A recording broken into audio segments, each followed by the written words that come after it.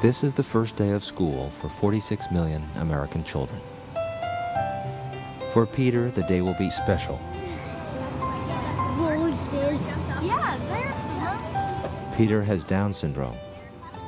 Until now, Peter has only been in classes with children like himself. But a federal law requires that children with disabilities be educated in regular classes with normal students. For some people, this law represents an advance in education. Others believe this controversial law will slow the progress of the rest of the students. This is not the story of either side. This is Peter's story.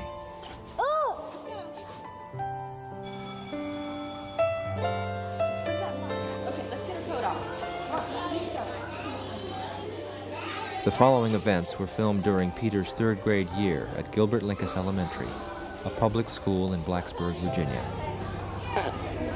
Good morning. Would you please stand for the Pledge of Allegiance?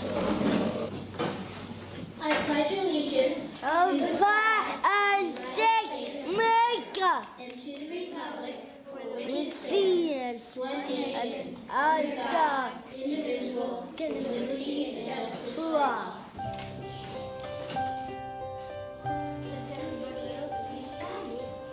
Yes.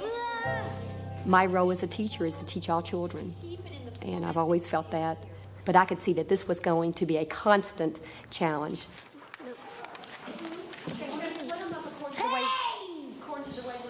I sat right across from him, so when I sat down, I was like staring at him, and because he looks different, and I was really scared kind of him because he was really making these loud noises.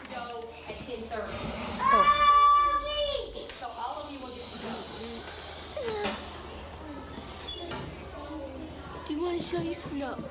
Do you want to show your work? Yeah. Show your work. Hold it up. like with the thick glasses, and his clothes were different and big, kind of. And his shoes were so small, and his feet, he looked smaller than everyone. Like, why do we have him in our class? And he's probably not going to learn anything. Where'd you get your picture? Here. All right, you had a picture of President Bush. So I like where you didn't say President, because we could be doing an advertisement for another president. All right. Where does the president live? Pennsylvania Avenue.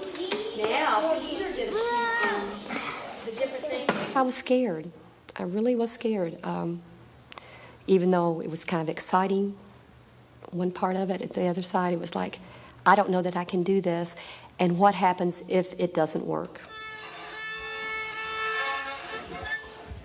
Did that sound like Marietta? No. That's what it was.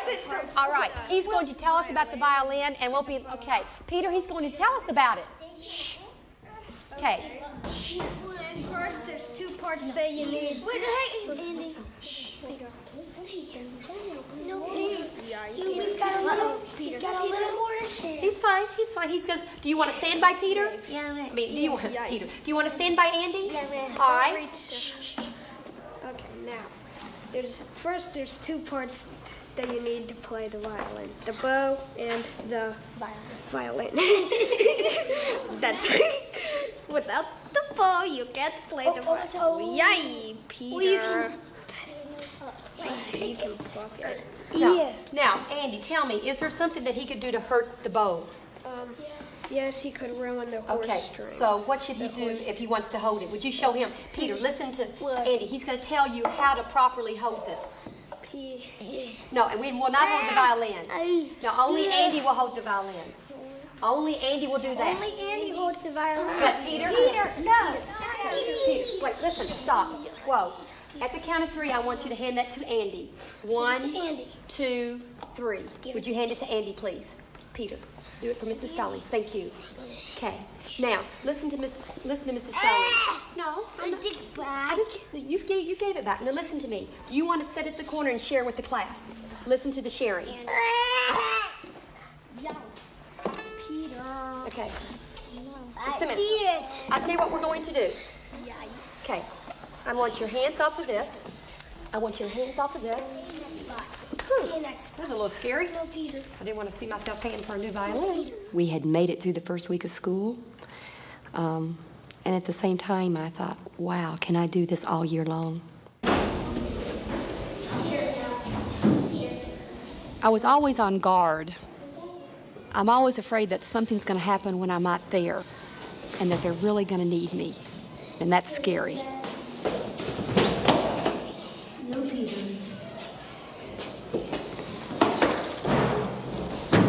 I was pretty scared of him because he was pushing people, kicking people, and the class didn't know what to do, so. He had strangled me and already pulled my finger back. So I didn't really start off to like him. And if you listen, you could hear blue in wind over water. Yeah, sort of. What makes it blue? Why is cold blue? Stuart? Ice. Hot, wild, creamy, blistering blue, and on winter mornings, the dawns are blue. Okay, I need everyone looking. Right here, Peter. Here's the picture. His behavior was inconsistent, a little unpredictable. The kids were taken back by it. Even I was taken back by it. Peter, come on down, sweetie. You might get hurt. Come on, sweetheart. You're not supposed to be up there. Peter, come on, honey. Come on, honey, get down.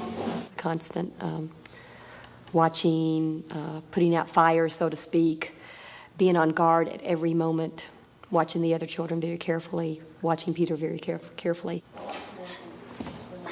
Peter, no. Try your best and have a good attitude. Yeah, y'all just sit down on this side of Whoa, no. Peter, can you let go of him? Peter, like not that much attention. Peter, I didn't like it. Or am I in prison? No, Peter, you don't do it. It's not good. Okay, what do you do? Peter! No. Everybody listen up. We've got 5 stations today, girls. Listen. 5 stations today. The first station is badminton. Y'all played badminton at the first of the year. The wind's blowing a little bit, so it's going to be hard. But I think you've played enough where you can get a little game going. And there should be maybe 4 people at this station. It's number 1 station. Peter, everybody stand up. Kicking.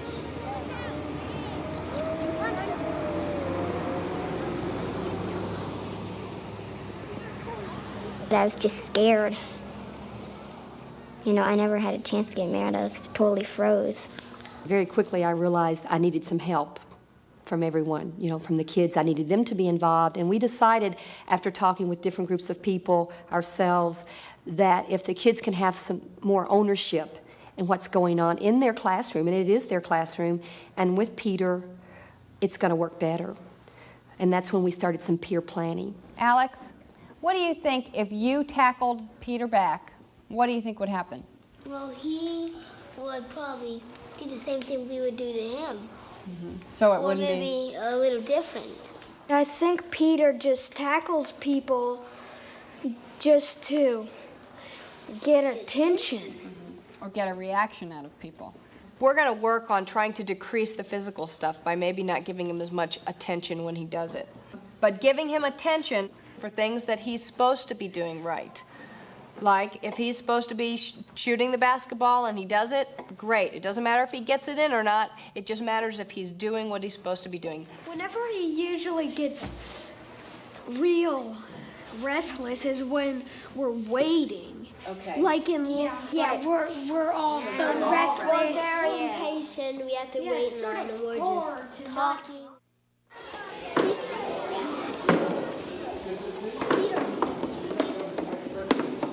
By the second month, Peter was having fewer outbursts, and the kids were beginning to work much better with him. Peter, I don't like that.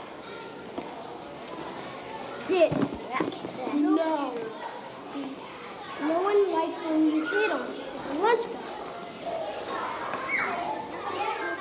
The word president on there? No. Okay, go. Are you going to be using the glue anymore? No. Okay. And here comes Stuart to add to your group. Let's see what Stuart's come up with. Here, you can use your desk. Okay, I got it.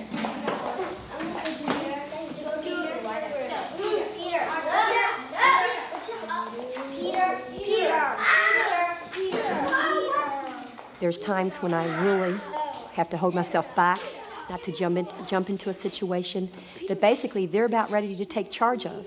Come on, Peter. Peter, I need to talk to you a moment. And I'm not sure that I knew third graders were capable of doing that.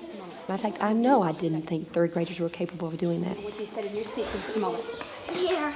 I need in your seat at the count of 3. Come on, Peter. 1, 2.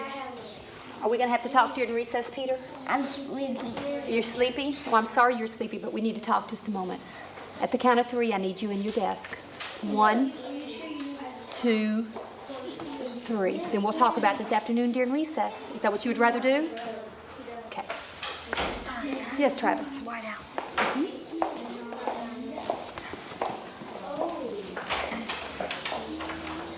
All right, now listen. When their group was working over there, you went over there and you bothered them, didn't you?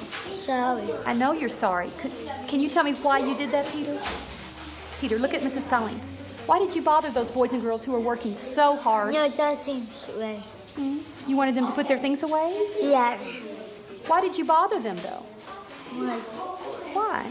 Was that a nice thing to do? Peter, look at Mrs. Stallings. Was that a nice thing to do? What? To bother, to jump on Andy? Was that a nice thing to do? No. No. Did the boys and girls like that when you did that? No, left side. Did they like that? No, left side. No, like that, did they? Would you like to be bothered when you're doing a group activity? No. No, okay. Let's talk about this. The next time we do something in our groups, I want you to stay with your group and not bother the other groups. Do you understand me? Yeah. Okay. I think you need to talk to some of the people that you bothered. You know what you need to say to them? Sorry. You need to talk to them, not me. Okay? Okay, I think Peter and Andy need to talk just a moment. Andy? Can we use the light out again? Andy, Peter wants to talk to you. Okay, you two talk. I'll be right back. Yeah. Sorry. Okay. What is that? Sorry. It's okay. Cool.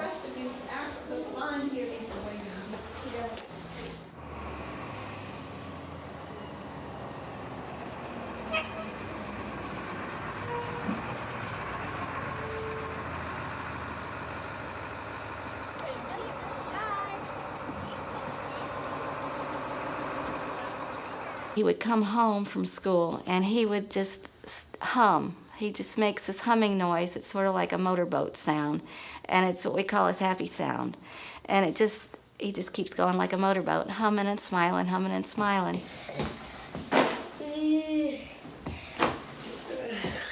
What color popsicle do you want? Orange. Close the freezer, please. And he hummed and smiled for 2 weeks and never stopped. He couldn't stop humming and smiling. He was tired at the end of the day, but he was so good and so happy. Where you been with your bike, Peter? Where you been with your bike? You been on the road? Yeah. You have? Ah, no choking me now, bud. No choking me. Quit kissing me. Yeah. You're not tired. I can't believe that. I can't believe that. Sleep tight, Pete. Night.